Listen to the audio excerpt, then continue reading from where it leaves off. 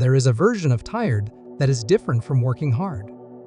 Working hard has a logic to it. You put in a lot, you feel depleted, you rest, you recover. The exchange makes sense. But there is another kind of tired that does not follow that logic, where the depletion does not match the output, where you end the day feeling like you ran a marathon, but looking back at what actually got done, you cannot quite account for where all the energy went. I spent a long time in that second kind of tired before I understood what was causing it. And the answer was not that I needed to work less. It was that my business was consuming energy in ways that had nothing to do with the actual work. Every service business has energy flowing through it that never makes it into the deliverable. It gets consumed somewhere between the intention to do the work and the actual doing of it, not through laziness or distraction in any obvious sense, through the operational weight of a business that requires more energy to maintain than most founders ever stop to measure. The first place energy leaks is in the conversations that should not need to happen. Every time a client asks a question that a well-structured onboarding process would have answered before it was asked, that is an energy cost. Every time a scope boundary becomes unclear and requires a conversation to re-establish it, that is an energy cost. Every time a misaligned expectation surfaces mid-project and needs to be managed, that is an energy cost. None of these feels significant individually, but across a week of client work, they add up to hours of energy spent managing situations that better upfront structure would have prevented entirely. I did not have good upfront structure for most of my early career. I was focused on doing the work well, and I assumed that doing the work well would handle everything else. What I did not account for was how much energy gets consumed, not by the work itself, but by the ambiguity surrounding the work. Unclear scope, undefined communication rhythms, unspoken expectations about what the relationship included and what it did not. Every one of those ambiguities was a future energy drain waiting to happen. The second place energy leaks is in the decisions that never fully close. Every open decision in a business sits in the background of the founder's mind, consuming a low level of cognitive energy continuously. Not dramatically, just persistently. The hire you have been considering but have not committed to. The client relationship that is not quite right, but you have not addressed. The offer you know needs to be revised, but you have kept running because changing it feels complicated. None of these are active problems in the moment. All of them are drawing from the same cognitive budget that your best work depends on.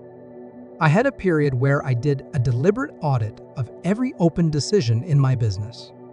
Not a complicated exercise, just a list of everything I was holding in my head that had not been resolved.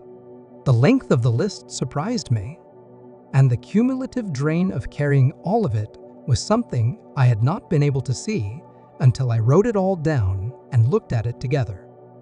Closing those decisions one by one over the following weeks produced a noticeable shift in my available energy that I could not attribute to anything else.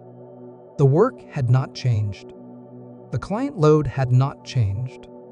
The energy available for the work had genuinely increased because the background noise had decreased.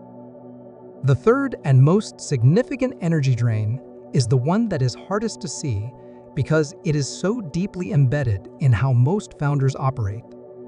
It is the energy of holding the business together in your head. Most service businesses at a certain size exist primarily as a mental model in the founder's mind. The founder knows where every client relationship stands. The founder remembers which conversations are pending. The founder is tracking which systems are fragile and which are stable. The founder is the connective tissue holding the whole thing together. And that role, while invisible and unscheduled, runs continuously. It does not stop when the workday ends. It does not take weekends. It is simply always on. The energy cost of being the connective tissue in your own business is enormous, and almost entirely invisible until it is gone.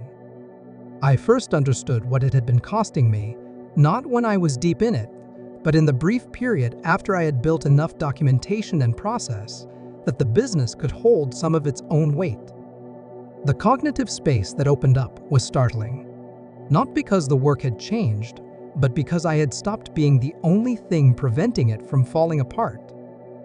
Building a business that holds its own weight requires transferring the mental model out of your head and into structures that can carry it independently.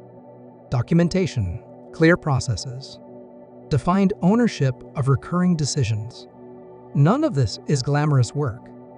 All of it pays dividends in energy that can now go toward the things that actually move the business forward rather than the things that just keep it from slipping backward.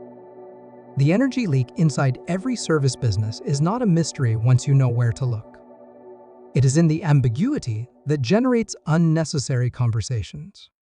It is in the decisions that never fully close. And it is in the invisible overhead of being the only thing that knows how everything fits together. Fixing it does not require working less. It requires building a business that works more independently of the energy you put into holding it together. Next, we are talking about something that catches almost every builder off guard: why your systems work until they suddenly do not, and what is actually happening when they break down. I will see you tomorrow.